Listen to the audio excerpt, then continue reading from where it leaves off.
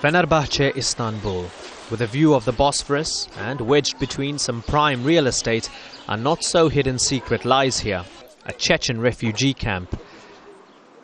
Around 200 of the estimated 1,500 Chechen refugees in Turkey live here.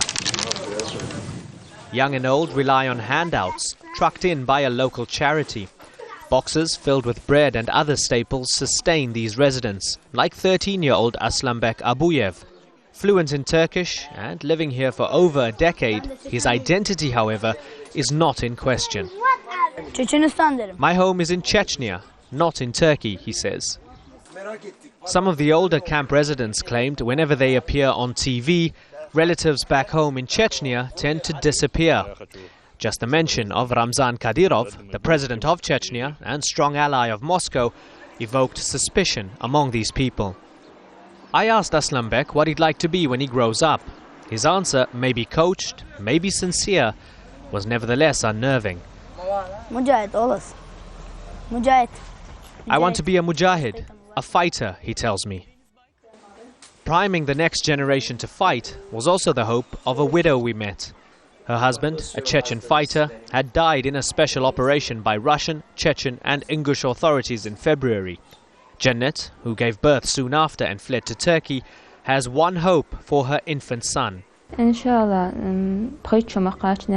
will live here in Turkey until my son Huzaifa is 15. Then I will send him on jihad to Chechnya. After 2 devastating wars and the ongoing instability in the North Caucasus, the wounds of battle, both physical and psychological, are compounded by the fact that the refugees live in a state of limbo.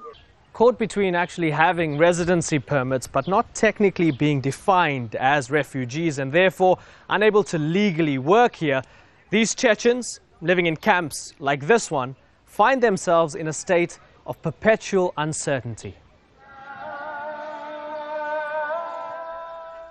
Located innocuously under a mosque in Umraniye is another camp, 33 improvised rooms housing another 125 Chechens.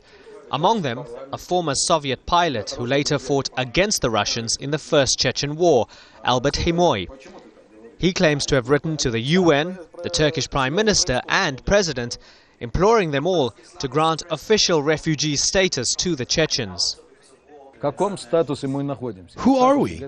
We have been ignored. We have no status here, no future here.